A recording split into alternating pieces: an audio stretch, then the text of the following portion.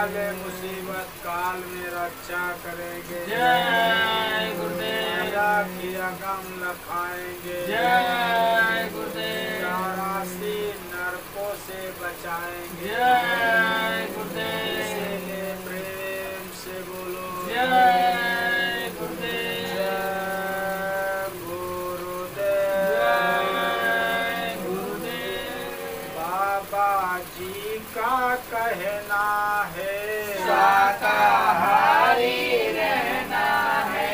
अब संत बाबा जय गुरुदेव जी का कहना है शाकाहारी रहना है। तन मन करता कौन खरा खाने से होगा भलाई। साग सब्जी दूध मलाई। मांस मच्छी अंडा छोड़ो शाकाहार से नाता जोड़ो। सभी मर्ज की एक दवाई। शाकाहारी हो जा भाई। हिंदू मुस्लिम सिख ईसाई शाकाहारी हो जा भाई। बाबा जी तो बचा रहे हैं शाकाहारी बना रहे हैं। रहम करो रहमान मिलेंगे। दया करो भगवान मिलेंगे। जीवों पे दया जो करता है वही खुदा का प्यारा है। रूहों पे रहम जो करता है वही प्रभु का प्यारा है। क्या पशु पंछी क्या इंसान सबका जीवन एक समान। जीव मारने का सजा मिलेगा नरकंदे फिर नहीं मिलेगा। बाबा जी का यह अभियान याद करेगा हिंदुस्तान। बाबा जी की अर्जी है आगे आपकी मर्जी है। राधा से आ प्रलय मचे निश्चय सतयुग आएगा। बाबा जी का कहना है शाकाहारी रहना है। जय गुरुदेव। घट घट में रमण करने वाले समय के कामिल मुर्शिद वक्त के मसीहा परम संत बाबा जय गुरुदेव जी महाराज। गुरु महाराज के उत्तराधिकारी मथुरा के स्थानीय हुजूर महाराज जी आज इस सभा में विराजमान। सभी गुरु भाई गुरु बहन हमारे तरफ से आप सबको सादर जय जय जय गुरुदेव।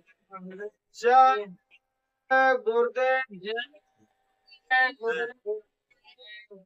बड़ा सौभाग्य है जो ऐसे समय में मालिक का गुरु महाराज का बताए हुए वचन बाणी उनका संदेश हम आपको मिलता।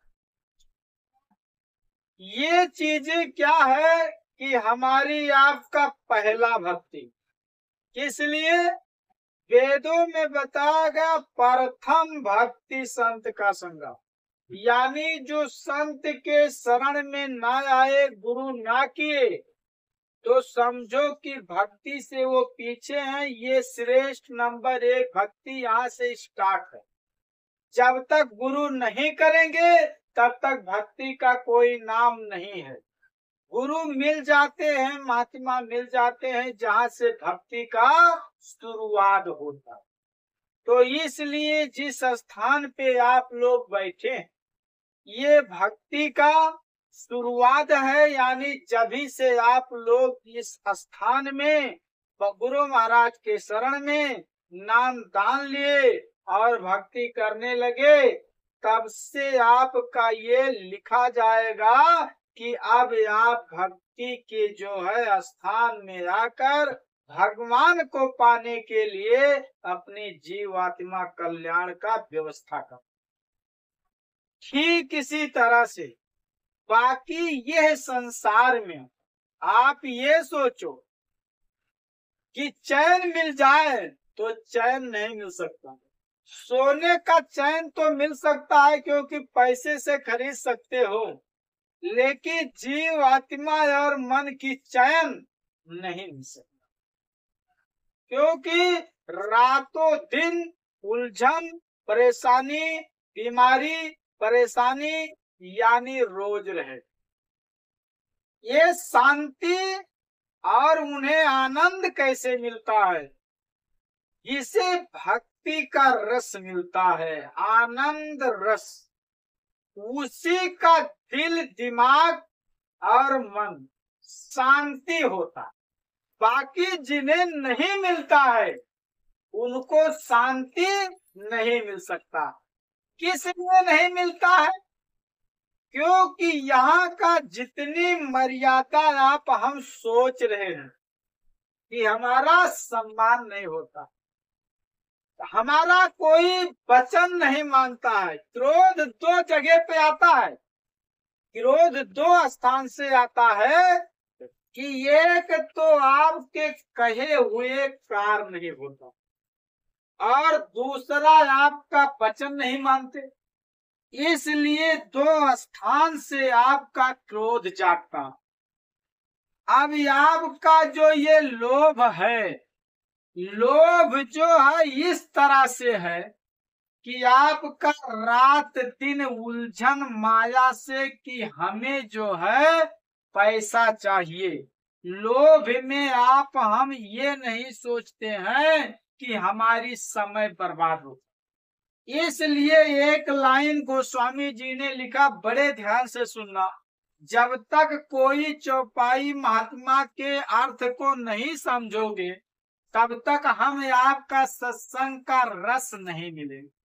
क्या लिखा गया कि काम, क्रोध, मद, लोभ सब नाथ नरक के पंथ, यानी ये सब नरक के रास्ते हैं। सब तज भज रघुबीर ही, भजो भजे जय संत, यानी ये सब तज दो और उस नाम को भजो जिस नाम को आपको महात्मा ने बता दिया। अगर आप उस महात्मा के बताए हुए नाम को नहीं भजोगे तो ये मान लेना कि हमारा आपका भक्ति सफल नहीं। किस लिए नहीं होता? जैसे ये संसार के जितने भक्ति है, आप हम सत्संग में गुरु महाराज के मुखारबिंद से ये सुन लिए हैं, वेद शास्त्र रामायण से समझ लिए हैं कि ये संसार का जो भक्ति है, ये सारी भक्ति आपके जीव आत्मा का नहीं, ये जीव आत्मा कल्याण का नहीं है। केवल किस लिए है? थोड़े समय जैसे पितृदेव का पूजा करते हो तो पितृदेव चले जाओगे पितृलोक में, देवता का पूजा करते हो देवलोक में चले जाओगे, और जिस प्रकार से जिस स्थान पर आप जिनसे लगाव लगाए हो, जहाँ आशा वही बासा। इसलिए वहां जाने के बाद आपको फिर क्या होगा कि इसी मृत्यु लोक में आना होगा। कैसे?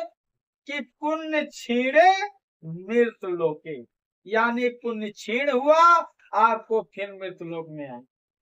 अब आप आगे ध्यान से सुनना कि भक्ति का क्या रस और क्या आनंद। हमें आपको तकलीफ क्यों होता? तकलीफ का क्या कारण है?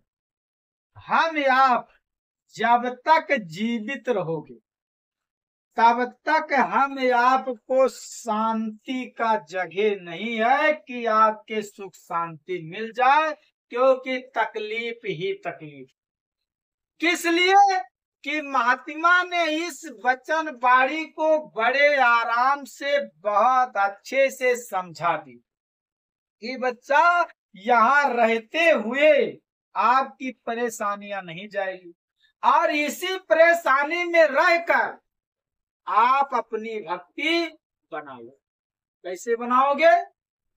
आपने सत्संग बहुत सुने हैं, लेकिन बताए हुए मालिक के एक वचन को मैं आप लोग के सामने, बहुत पुराना दृष्टांत है, दोबारा दोहराते हैं, लेकिन उसे ध्यान से सुनना। गुरु नानक जी के पास एक संसारी भक्त गए, जो कुछ बेचारू वेशभूषा वाले थे, कि जैसे कुछ संत ऐसे रूप धारण कर लेते हैं, दाढ़ी बार बढ़ा लेते हैं, भक्ति के रूप में करते हैं, लेकिन उनकी तार और उनकी वो समस्या समुद्र से ज्वाइंट नहीं हो पाती है, तो बीच में सूख जाती। वो जाके गुरु महाराज के शरण में गए, कुछ उन्हें भक्त मिले कि ऐसे नहीं होगा, आप चले चलो गुरु महाराज के पास और वहां नाम दान ले लो, आपकी भक्ति सफल होगी। गुरु महाराज के पास गए और वो नाम दान लिए। नाम दान लेने के बाद वो सुमिरन ध्यान भजन करने लगे। तो इतनी आसानी से तो है नहीं कि तत्काल ही आपकी भजन हो जाए, समय तो लगेगा। कुछ समय वो सुमिरन ध्यान भजन किए, उनके कुछ काम नहीं हुआ, तो एक दिन गुरु महाराज के पास वापस गए।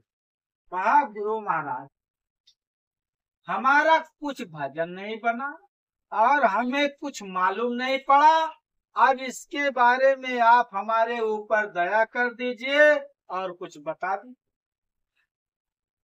गुरु महाराज ने कहा, ये सब चीजें तो हमने अपने भक्तों में बांट दिया, और जहां जाओगे वहां दया तो गुरु भाइयों के बीच में घूम रहा है, ले लेना। अरे कहा, सरकार मैं बहुत ढूंढ रहा हूँ, मिल तो रहा नहीं। तो कहा, नहीं मिल रहा है तो आप चले जाओ, मैं बता देता हूँ। कहा, बता दीजिए। कहा, फला गांव में लालू नाम के जाति का एक बढ़ई है, जो लकड़ी का कार्य करते हैं, उनके पास चले जाओ और आपको इस चीज का भेद मिल जाएगा कि गुरु की दया कैसे हो। कहा, ठीक है महाराज, चले जाते हैं। वो चले आए। जब चले आए तो पूछते पूछते आए, तो रास्ते में धूप का समय था, एक बहुत अच्छा सुंदर पेड़ पाए, और उसी बगीचे में पेड़ बहुत झलार था, उसी के नीचे बैठकर 1 घंटा आराम। चलो आराम कर लेते हैं, तब गुरु भाई से मिलते। आराम करने के बाद में फिर जब वो गए, तो जहां लालू जी का घर था, पूछते पूछते पहुंचे, और जब पहुंच गए तो कहा, गुरु भाई यहाँ हमारे एक रहते हैं, लालू नाम के हैं, तो भैया उनकी घर बता दीजिए। तो गांव के लोगों ने कहा, भैया चले जाओ सीधा, वही घर उनका है। तो घर के जब गए तो कहा, हमारे गुरु भाई हैं।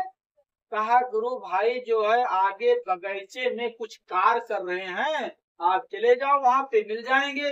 तो सीधा बगीचे में, तो वहां पर लालू जी पेड़ का छांव था, अर्थी बना रहे थे। अर्थी किसे कहते हैं? जिसके मरे हुए मुर्दे को लोग कंधे पे बैठा के, उसी में बैठा के शमशान भूमि ले जाते, वही अर्थी बना रहे थे।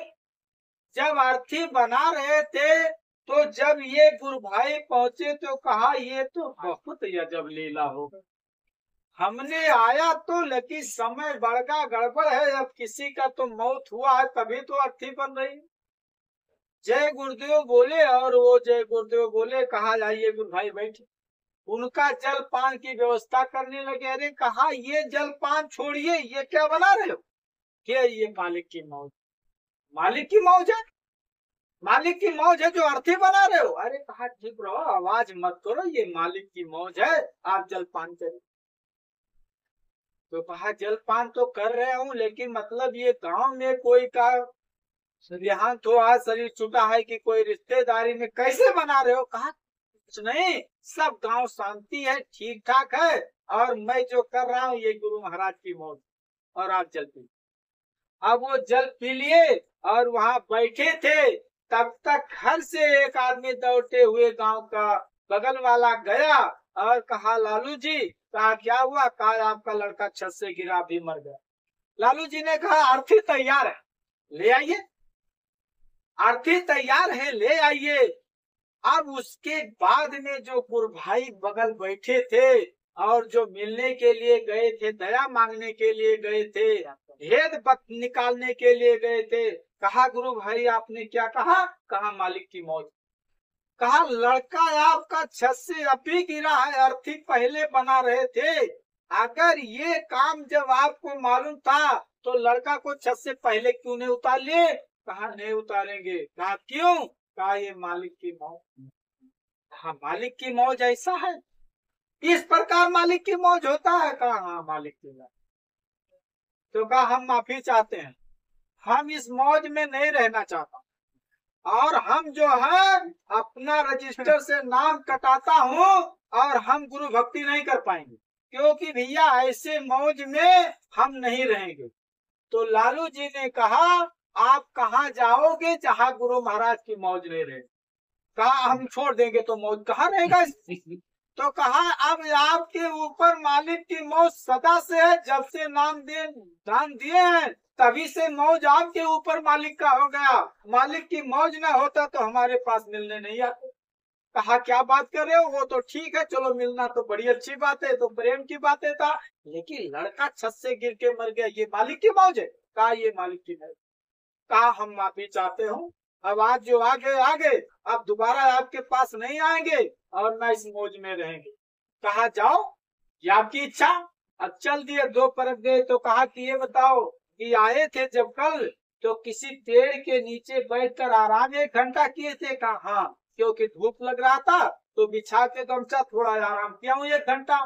तो कहा परसों जो है, परसों उसी पेड़ पर आपका फांसी हो जाएगा 4 बजे।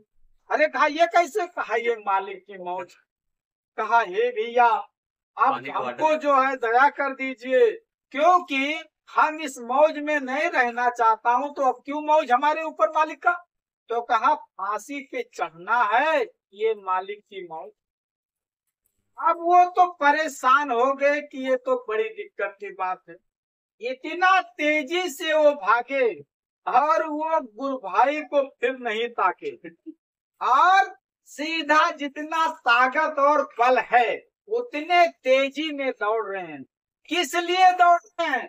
कि हम बहुत दूर चले जाएंगे परसों तक, तो हम जब ये पेड़ के नीचे आएंगे नहीं तो कैसे फांसी होगा?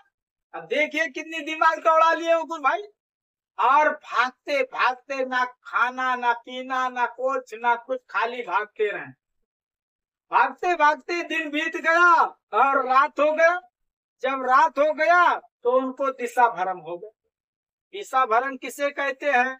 कि जैसे आपको पश्चिम जाना है तो पश्चिम आपको पूरब लगेगा, और पूरब पश्चिम लगेगा। उत्तर देखोगे तो दक्षिण लगेगा, दक्षिण देखोगे तो उत्तर लगेगा। इसी को कहते हैं दिशा भ्रम, बुद्धि भ्रम। अब उनकी बुद्धि जो है भ्रष्ट, इससे देसी भाषा में विक्षेप कहते कि विक्षेप हो गया। अब उसी प्रकार से जब उनका दिशा भ्रम हुआ तो वो वापस उतने तेजी से पीछे आ रहे हैं, इसलिए कि मैं आगे जा रहा हूँ, लेकिन अब वो फिर पीछे आ। अब दूसरे रात हो गया, फिर पहुंचे उसी पेड़ के नीचे। सोचे रात तो बहुत हो गया, अब हम बहुत दूरी चले आए, वो पेड़ पता नहीं कहाँ है, तो अब लाओ यही आराम कर। उसी पेड़ के नीचे फिर लेट गए। उनको नींद आया, सो गए। उसी राज में राजा के घर में चोर जो है चोरी की। रात को चोर चोरी किए, सब खजाना माल लूटे और ले जाके उसी पेड़ के नीचे बंटवारा करने। जब बंटवारा करने लगे तो उनमें एक सोने का हार था, उन हिस्से में बैठ नहीं रहा।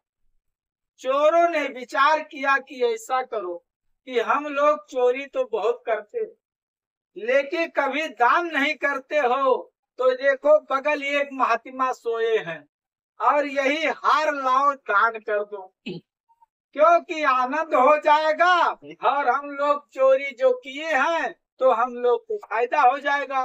जो कि फातिमा के दया दुआ से पाप भी कट जाएगा। सब चोरों के मन में अच्छा लगा तो कहा ठीक है चलो दान कर।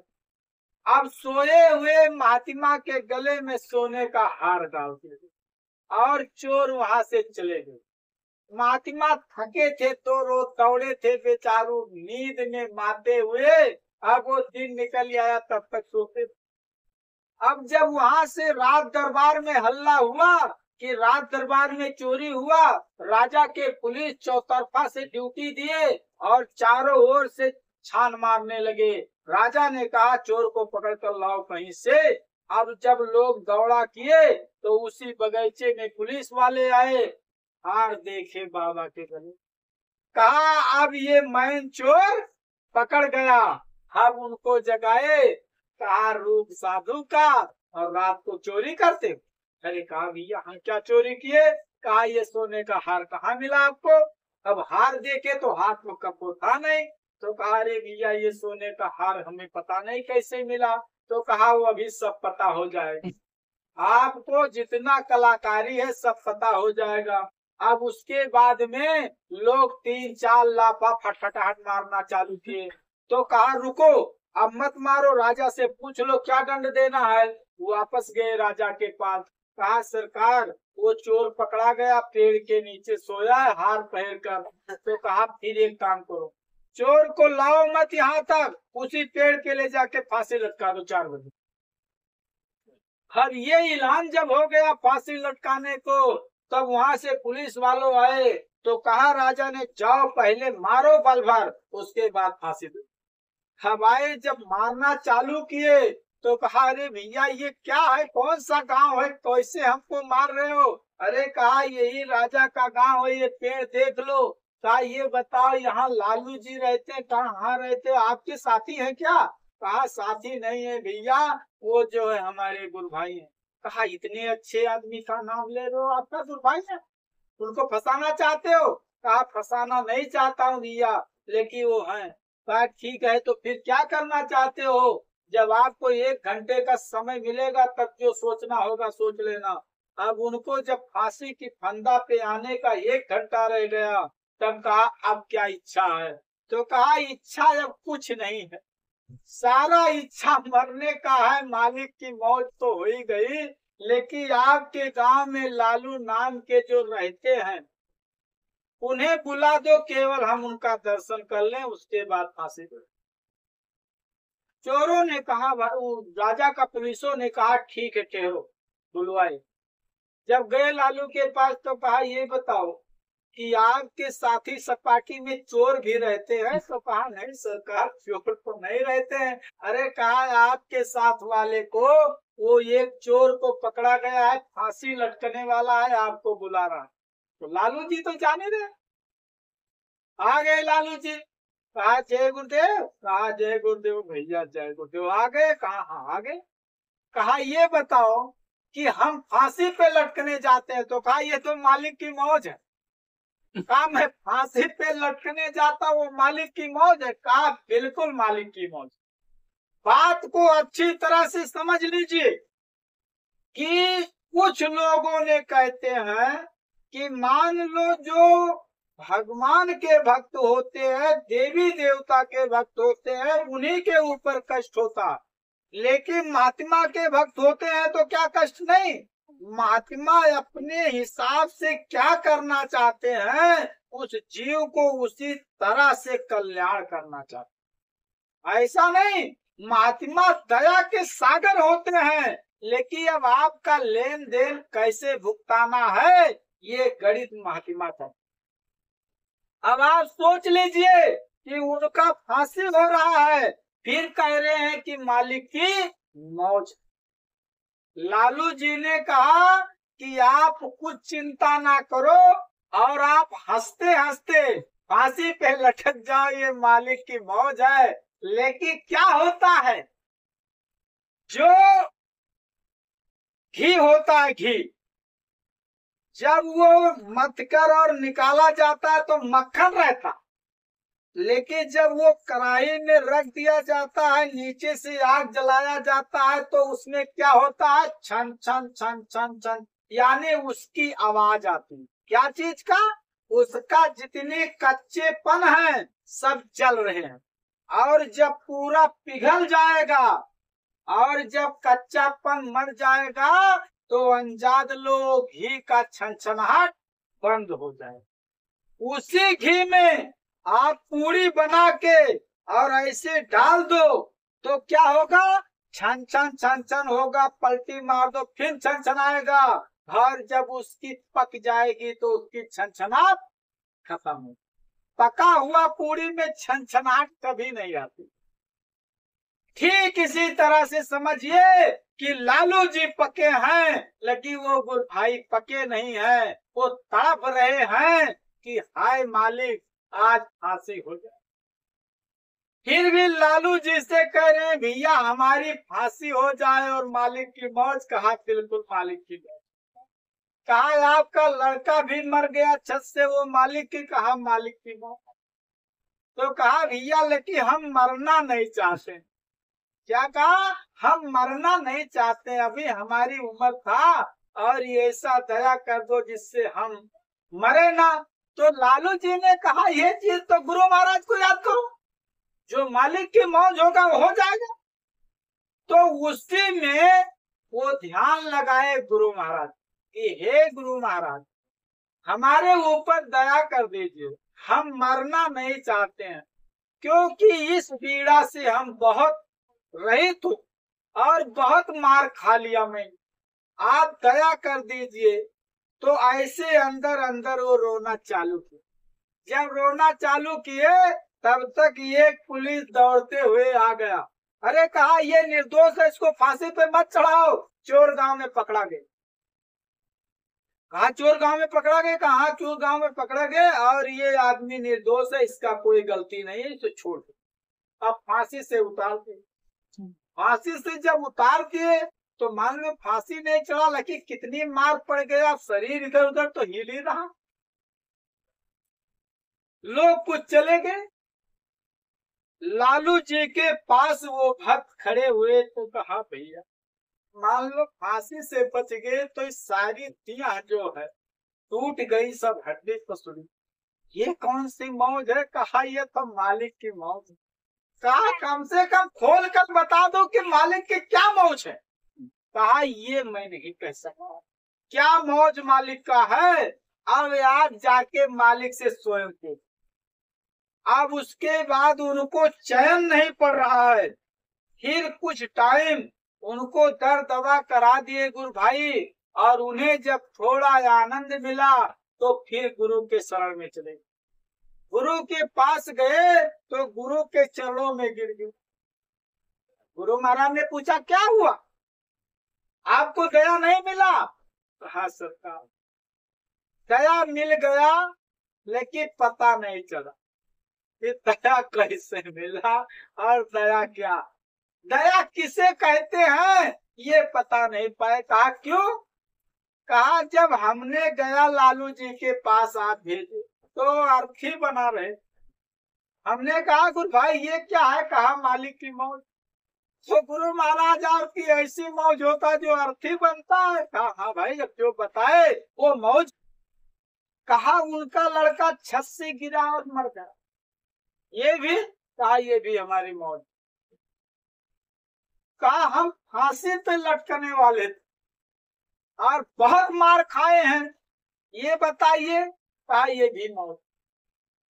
कहा सरकार इस प्रकार के आपके भक्त मारा जाएंगे और इस प्रकार से फांसी पे चढ़ेंगे, इतना दुख और इतना दंड सहेंगे, तो गुरु महाराज बताइए भक्ति कौन करेगा?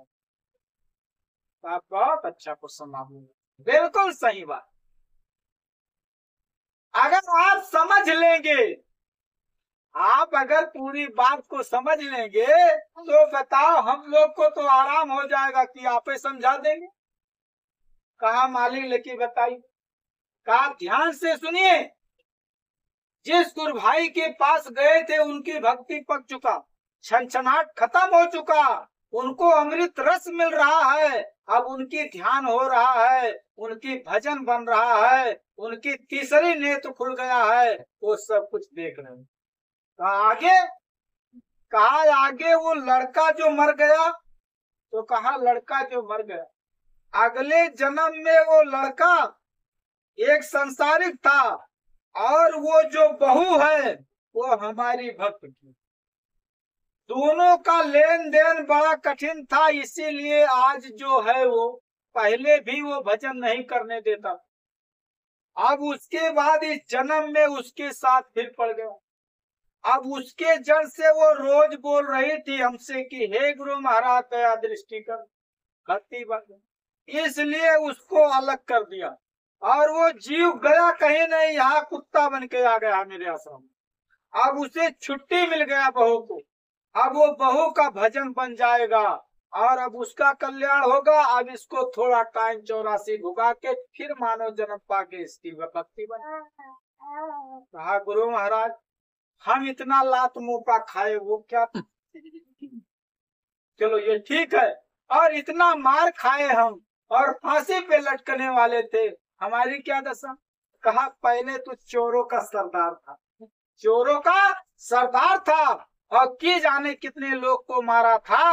अब आज आप शरण में आने से हमने उस चीज का भुगतान करवाना था, इसलिए हमने सोचा कि आपका अब ऐसा तो होएगा नहीं, क्योंकि आप चोरी करेंगे नहीं, किसी घर जाएंगे नहीं, तो इसी बहाना से मुझे आपको उतना दंड देना था क्योंकि बदला पीना। इसलिए आज चोरों ने आपके साथ धोखा किए और राजा का पुलिस आपको पल भर मारे और फांसी पे लटकाने जा रहे। इसलिए आपने जब मुझसे प्रार्थना किया तब मैंने काल प्रभु से प्रार्थना किया कि अब इस जीव को थोड़ा दया करो, क्योंकि इसकी पाप कैसे। तो अब आज से आपकी पाप जो पुरानी था वो खत्म हो गया, अब आप जाके सुमिरन ध्यान रखें। तो आगे जो काम हो रहा ये गुरु महाराज की मौज से हो रहा, हमारे आपके कहने से कोई काम होने वाला नहीं है, और जो मालिक की मौज हो उसी में हम आपको खुशी रहना चाहिए। क्योंकि अगर मन से अपने कार होता तो बताओ 56 बार महाराज कबीर साहब को सिकंदर लोधी ने 56 बार उनको दंड दिया है, कटा के हड़िया में पका दिया है, उनके गुरु महाराज को मार दिया है, नदी में पौरा दिया है, तमाम से संकट दिया है, लेकिन कभी कुछ नहीं बोली कि हमें आप दंड क्यों दे रहे। सम्राटजुन महाराज का खाल खिंचवा लिया है और उसी में आग लगवा दिया। पलटू साहब को जिंदा पेट्रोल डालकर और जला दिए,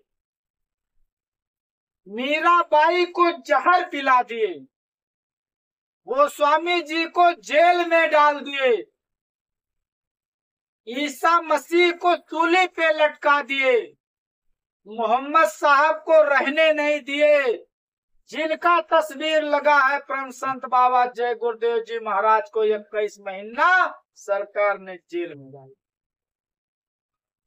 आज ऐसे ऐसे महान पुरुषों इस धरती पर इतनी बड़ी संकट और इतनी बड़ी दुख सहकर हमारे आपके जैसे जीवों के लिए अपनी इतनी संघर्ष सहते हुए जीव कल्याण के लिए लगे थे कि आपके जीव का कल्याण हो, लेकिन किसी के ऊपर कोई आपत्ति महात्मा नहीं दिए। कैसे नहीं दिए कि ये देखते हैं कि क्या है। निगुड़ा कहता कागज लेखी और संत कहते आंखन देखी। ये महात्मा देख रहे हैं क्या हो रहा, आगे क्या होगा, जीव का कल्याण कैसे होगा, उद्धार कैसे होगा। और ये बताइए इतना संकट महात्मा सह सकते हैं, तो थोड़ा बहुत अगर कष्ट आ गया तो हम बौखला जाए। हर एक गाय जो हीरा खा ले तो पेट नहीं फाड़ना चाहिए। माँ से गलती हो जाए बेटा को सजा नहीं देना चाहिए। हर गुरु जो कोई खेल कर दे तो चेला को विचलित नहीं होना। अगर हम विचलित हो गए तो क्या चीज का भक्त? अरे जो हो रहा ये मालिक की मौज, और मालिक के मौज में मगन रहो, चिंता किस बात का? कल्याण करने वाले गुरु, उद्धार करने वाले गुरु, संभालने वाले गुरु, जो कुछ करना है वो गुरु करेंगे। अगर हमारे आपके कहने से हो जाता तो ये 84 चक्कर हम लोग को खाने का शौक था? कोई ये चाहता है बीमार रहे? कोई चाहता अस्पताल में पड़े रहे? कोई चाहता है झोपड़ी में रहे? कोई चाहता है हमारी अपमान हो? कोई चाहता है हमें पैसा ना मिले? दुनिया चाह रहा है कि हमारी रोज स्वागत हो, रोज रुपये पे हम आराम करें, जहां तक ताके वहां तक सारी दुनिया हमरे रहे।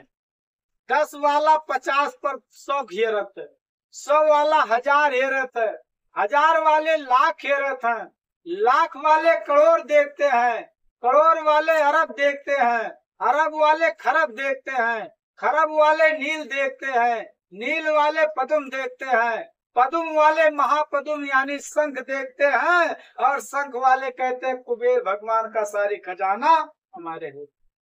लेकिन सुख शांति किसी को मिलने वाला नहीं है, चाहे 1 वाला हो चाहे करोड़ अरबों वाला। यहाँ सुख शांति किसी को नहीं मिलता है, इसलिए जो कुछ होगा वो मालिक के मौज से। कारण क्या है?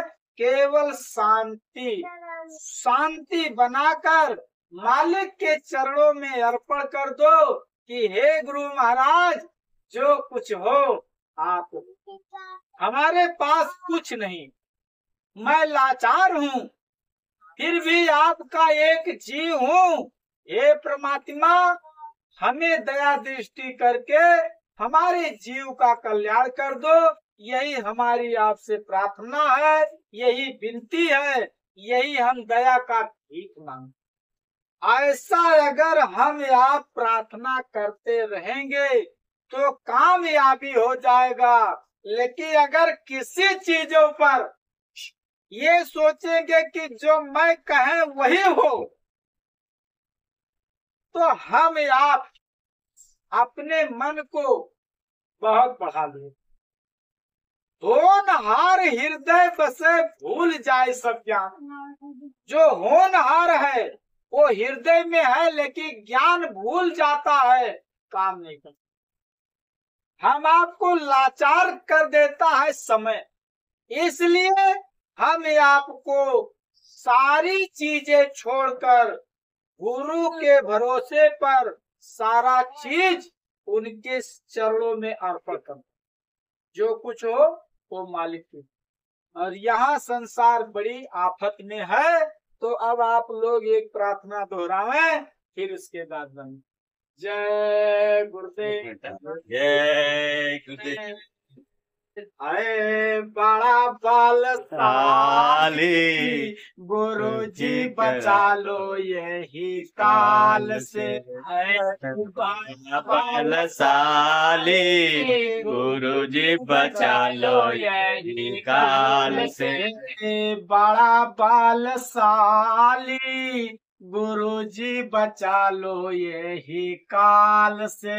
है बड़ा बलशाली गुरु जी बचा लो यही काल से।